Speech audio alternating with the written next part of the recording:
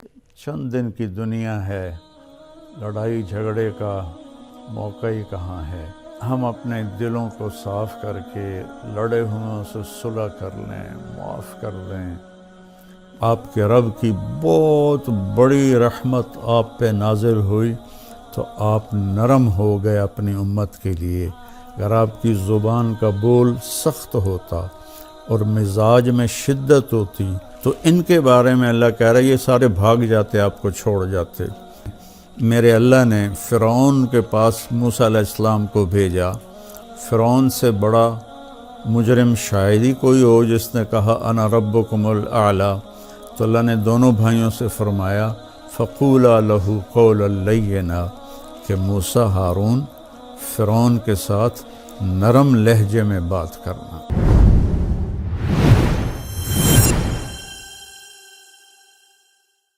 بسم اللہ الرحمن الرحیم، الصلاۃ والسلام علی رسولہ الکریم، اما بعد۔ میرے محترم بھائیوں بہنوں، عزیزوں، بچوں بچیوں، السلام علیکم ورحمۃ اللہ وبرکاتہ۔ رمضان روزہ بہت بڑا عمل ہے۔ اللہ تعالیٰ نے فرمایا کہ روزے کا بدلہ میں خود ہوں، اور ایک جگہ فرمایا کہ میرے نبی نے کہ کوئی جانتا ہی نہیں ہے کہ روزے کا ثواب اللہ نے کیا رکھا ہے۔ تو اللہ ہمیں توفیق دے روزے رکھنے کی۔ تو اس سے پہلے ہم اپنے دلوں کو صاف کر لیں۔ کسی کی نفرت ہے اس کو صاف کر دیں، بغض ہے، حسد ہے، کینہ ہے۔ کینہ ہوتا ہے کسی کو نقصان پہنچانے کی نیت، یہ بغض سے زیادہ بڑی چیز ہے۔ تو اس قسم کی جتنے بھی ہمارے دل میں منفی چیزیں ہیں، یہ ہم اللہ سے مانگ کے اپنے دل کو صاف کر دیں تاکہ ہمارے روزے قبول ہوں۔ اور خاص طور پر اگر ماں باپ کی نافرمانی ہے تو رمضان میں اس کی بخشش نہیں ہوتی۔ ماں باپ کے پاؤں پکڑ کے معافی مانگ لیں۔ اگر شراب کی عادت ہے تو شرابی کی بھی بخشش نہیں ہوتی، توبہ کر لے تو سب معاف ہے۔ تو اس سے بھی ہم توبہ کریں۔ اور رشتہ داروں سے برا سلوک ہے تو اس سے بھی ہم توبہ کریں اور ان سے ملیں، جا کر جھک جائیں۔ اور جھک جانے میں اللہ نے عزت رکھی ہے۔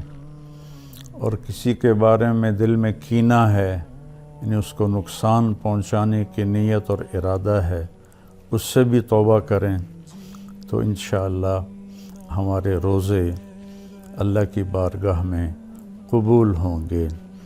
آخری رات اللہ فرماتے ہیں کہ دن کے روزے اور رات کے قیام کی وجہ سے میں نے ان کے سارے گناہ معاف کر دیے۔ اور اللہ تعالیٰ نے ہر امت پہ روزہ فرض کیا ہے۔ ہمارے لیے روزہ آسان کیا ہے کہ ہمارے لیے سحری بھی ہے اور ہمارے لیے افطاری بھی ہے۔ تو اہتمام سے ہم ان روزے رکھیں اور کوشش کریں کہ پیٹ بھر کے نہ کھائیں تاکہ جسمانی فائدہ بھی ہو، روحانی فائدہ بھی ہو۔ اگر ایک مہینہ پورا ہم اس طرح روزہ رکھیں کہ ہمیں ظہر سے بھوک لگنی شروع ہو جائے تو پورے مہینے میں ہمارے جسم کے اندر جتنی بھی کثافتیں اور غلط چیزیں جمع ہیں وہ ساری دھل جاتی ہیں اور صاف ہو جاتی ہیں۔ تو رمضان کا مطلب ہے جل جانا۔ تو رمضان اور جل جانا اور روزہ، اس میں مناسبت یہ ہے کہ جوں انسان روزے رکھتا چلا جاتا ہے اللہ اس کے گناہوں کو جلاتا جاتا ہے یہاں تک کہ آخری رات اس کے سارے گناہ جلا کے اسے پاک اور صاف کر دیتا ہے۔ تو ہم اپنے دلوں کو صاف کر کے لڑے ہوئے سے صلح کر لیں، معاف کر دیں۔ چند دن کی دنیا ہے، لڑائی جھگڑے کا موقع ہی کہاں ہے، چند صبحیں ہیں، چند شامیں ہیں، بہت سی بیت گئیں، تھوڑی باقی ہیں۔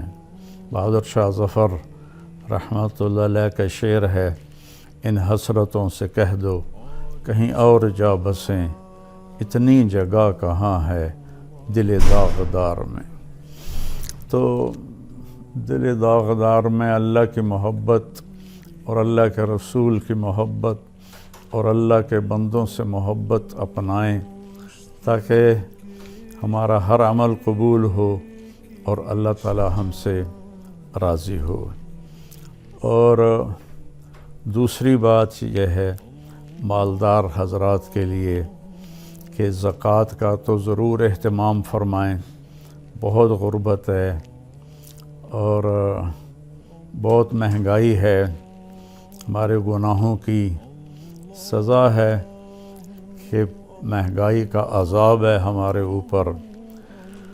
جو اللہ ہی ٹالے تو ٹالے، تو ہم سب اللہ کی بارگاہ میں توبہ کریں اور کھل کے مال خرچ کریں، زکوٰۃ بھی دیں، زکوٰۃ سے بڑھ کر بھی دیں، اور ڈھونڈ ڈھونڈ کر خاص طور پر ان لوگوں کو جو سوال نہیں کرتے اور گھر میں فاقہ ہے، انہیں تلاش کر کر کے ہم اپنا مال خرچ کریں کہ جو ہم نے خرچ کر دیا وہ ہمارا ہو گیا، جو ہم نے بچا کے جمع کر لیا وہ مرتے ہی پرایا ہو گیا، پتہ نہیں اولاد کا ہے یا کس کا ہے۔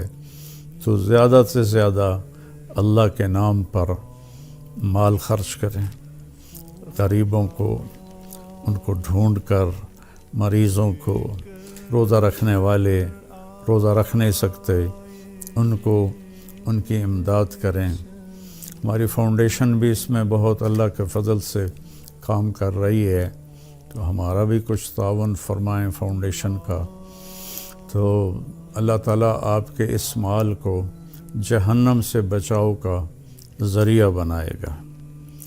تیسری بات یہ کرنی ہے کہ ایک اپنی زبان کو لگام دینا سیکھ لیں کہ اس زبان سے، میرے نبی نے حضرت معاذ ابن جبل سے فرمایا، معاذ الا انبئک بمیلاک ھذا کلہ، معاذ میں تمہیں لمبی چوڑی نصیحت فرمائی تھی کہ ساری نصیحت کا میں تمہیں خلاصہ بتاؤں؟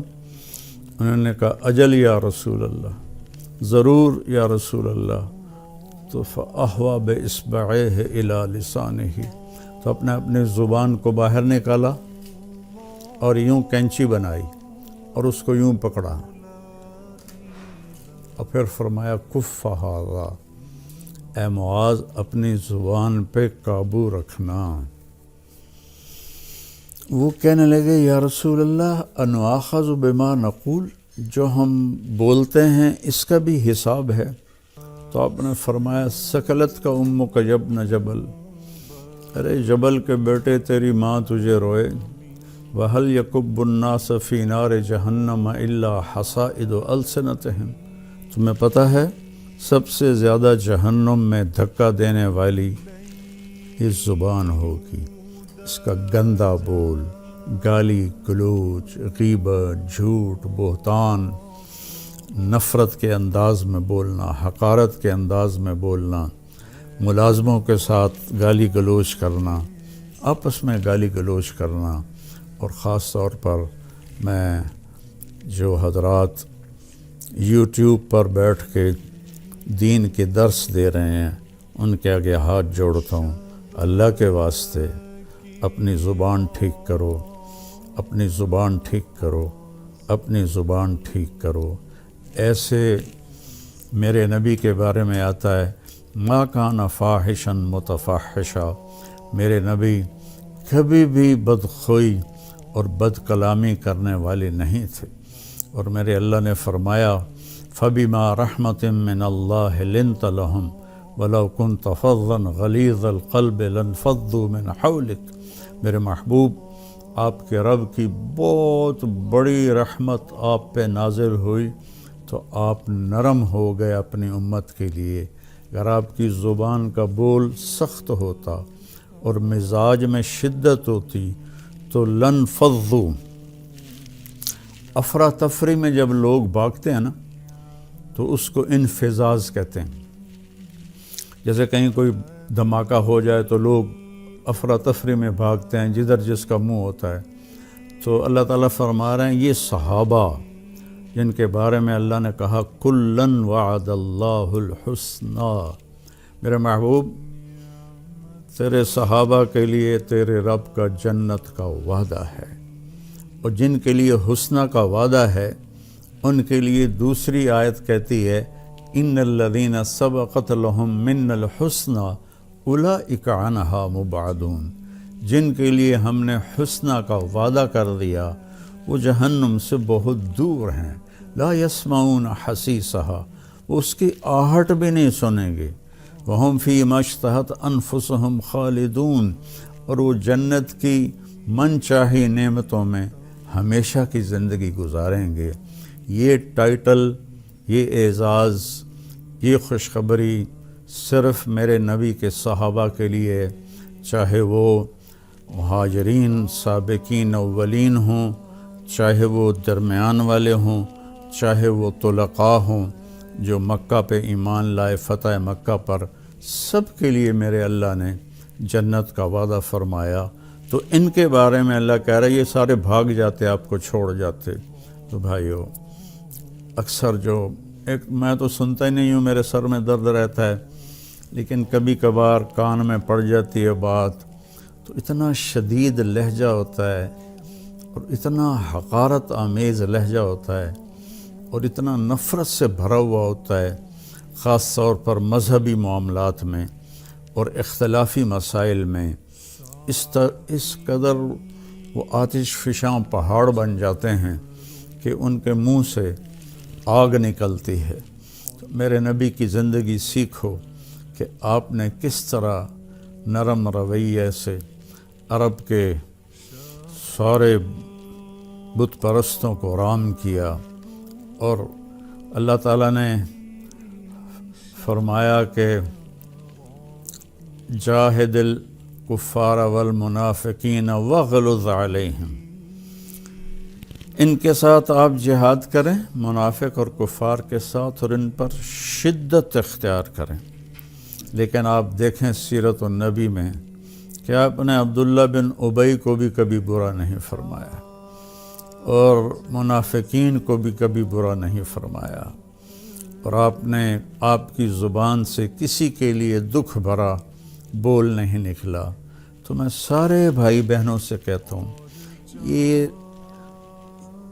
وبا، یہ بلا ہمارے گھروں میں ہے، عورتوں میں ہے، مردوں میں ہے۔ صرف خطیبوں کی بات نہیں کر رہا، خطیب چونکہ ممبر پہ لوگوں کو خطاب کر رہا ہوتا ہے یا وہ یوٹیوب پہ لوگوں کو خطاب کر رہا ہوتا ہے، تو اس کی زبان میں اگر زہر ہو تو وہ کیا دین کا کام کر رہا ہے؟ وہ کوئی اور ہی کر رہا ہے، دین کا کام نہیں کر رہا ہے۔ میرے اللہ نے فرعون کے پاس موسیٰ علیہ السلام کو بھیجا۔ فرعون سے بڑا مجرم شاید ہی کوئی ہو جس نے کہا انا ربکم الاعلی، تو اللہ نے دونوں بھائیوں سے فرمایا فقولا لہ قولا لینا، کہ موسیٰ ہارون فرعون کے ساتھ نرم لہجے میں بات کرنا۔ آپ اپنے اختلاف کو ظاہر کریں، لیکن اوروں کے یہ نفرت کا بول اور حقارت کا بول، یہ اللہ کے ہاں بالکل پسندیدہ نہیں، اور اس بول میں، اس لہجے میں بات کرنا یہ کوئی دین کی بات نہیں ہے، یہ نفس کی شرارت ہے۔ تو میری آپ سے گزارش ہے میٹھا بول بولیں، اگلے کو عزت دیتے ہوئے اختلاف رائے کریں، نہ کہ نفرت و حقارت کے شعلے برساتی ہوئی زبان ہو اور اگلوں کا دل چیر کے رکھ دے، اور سارے گھر میں مستورات اور مرد سب سے کہتا ہوں کہ اپنی زبان کے بول کو میٹھا کر لیں، اپنے نوکروں نوکرانیوں کے ساتھ خاص طور پر درگزر اور نرمی کا معاملہ کریں، سختی کا معاملہ نہ کریں۔ ایک صحابی نے آ کر کہا، یا رسول اللہ، میرا خادم ہے، غلام، وہ غلط کام کرتا ہے تو میں اس کی پٹائی کرتا ہوں، تو اس کا کیا معاملہ ہوگا آخرت میں؟ آپ نے فرمایا، تیری پٹائی کو اور اس کی غلطی کو تولا جائے گا، اگر تیری پٹائی بڑھ گئی تو تو پکڑا جائے گا۔ اور تو وہ زار و قطار رونے لگے اور کہنے لگے، یا رسول اللہ، اس کا یہی علاج ہے کہ میں اسے آزاد کر دوں۔ تو انہوں نے اپنے غلام کو آزاد کر دیا۔ تو میری منت ہے، اپنے بچوں کے ساتھ کبھی طنز والا بول نہ بولیں، بیوی کے ساتھ کبھی طنزیہ بول نہ بولیں، طنز مار دیتا ہے، تانا مار دیتا ہے۔ اپنے خامند کے ساتھ کبھی طنزیہ بول نہ بولیں، ماں باپ کے ساتھ خاص طور پر کبھی ایسا بول نہ بولیں کہ ان کے آنسو نکل آئیں یا ان کا دل ٹوٹ جائے۔ ماں باپ کی فریاد سارا مقدر بگاڑ کے رکھ دیتی ہے، اور ماں باپ کی دعا بیڑے مقدر سنوار دیتی ہے، وہاں تک پہنچتی ہے جہاں کوئی شے بھی نہیں پہنچتی۔ اپنے بہن بھائی، اپنے دوست احباب سب کے ساتھ محبت بھری بات کریں۔ کبھی کوئی ہو جائے بول ایسا انسان ہے تو پھر فوراً معافی مانگ لیں، اس سے معافی مانگ لیں۔ میں قربان جاؤں، جنگ خندق میں جب شکست ہوئی پہلے تو صحابہ بھاگے، تو ایک صحابی کا پاؤں میرے نبی کے پاؤں پر آ گیا، تو وہ جوتا جنگ والا تھا، سخت، تاکہ تلوار اثر نہ کرے، تو آپ کے پاؤں پہ وہ اس کا پاؤں آیا تو آپ کو درد ہوا، تو آپ کے ہاتھ میں چھوٹی سی چھڑی تھی، آپ نے اس کو ایسے ماری اور کہا، اوجعتنی، تو انہیں مجھے تکلیف پہنچائی۔ چھوٹی سی چھڑی، انہوں نے زرہ پہنی ہوئی ہے، زرہ پر تو تلوار اثر نہیں کرتی، اس چھڑی نے کیا اثر کرنا تھا؟ تو اس صحابی نے وہ سن لیا کہ میرے نبی فرما رہے ہیں اوجعتنی، تو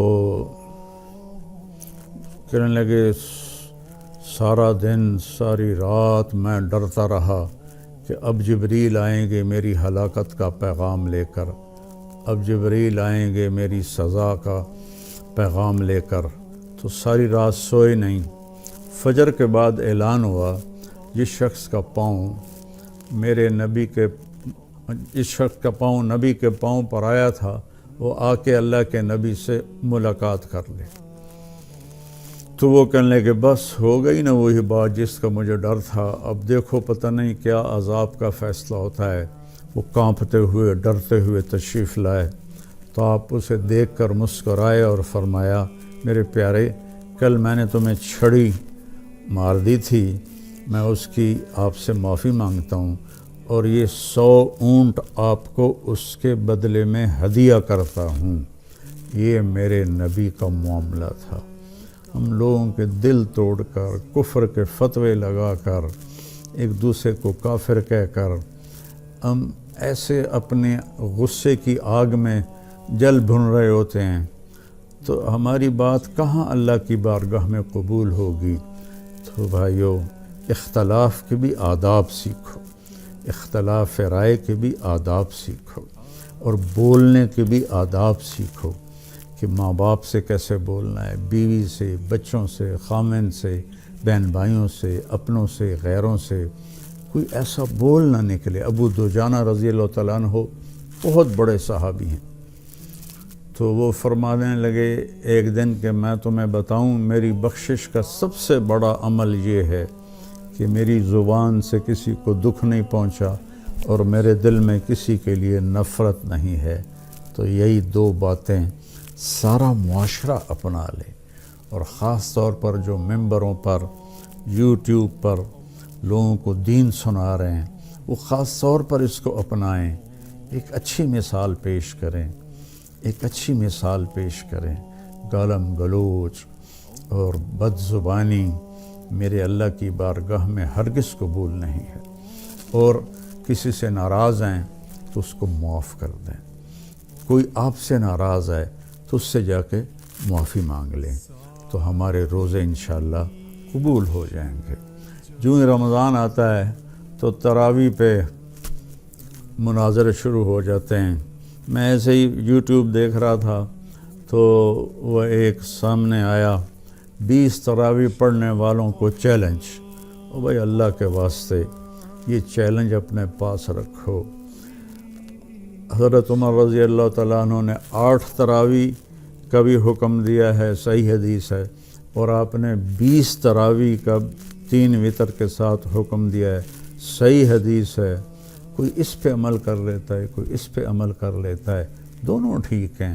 باقی یہ نوافل ہیں، کوئی 20 پڑھو، 40 پڑھو، اہل مدینہ 40 پڑھتے تھے۔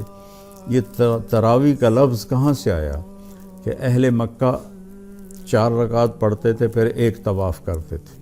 ترویحہ کہتے ہیں تھوڑی دیر کے آرام کو، پھر 4 رکعت پڑھ کے اور ایک طواف کرتے تھے، تو اس طرح ان کو تھوڑا آرام بھی ہو جاتا تھا، پھر آگے شروع ہو جاتے تھے۔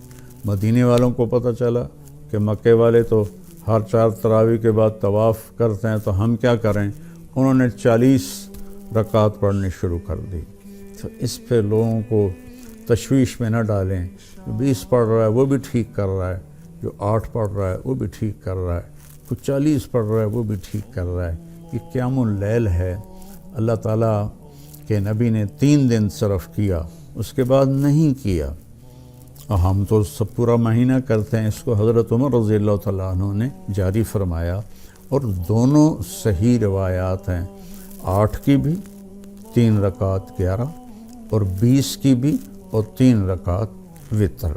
تو کثرت سے تلاوت کریں قرآن کی۔ بخاری شریف کی روایت ہے، کانا رسول اللہ صلی اللہ علیہ وسلم اجود الناس، اللہ کے نبی سب سے زیادہ سخی تھے۔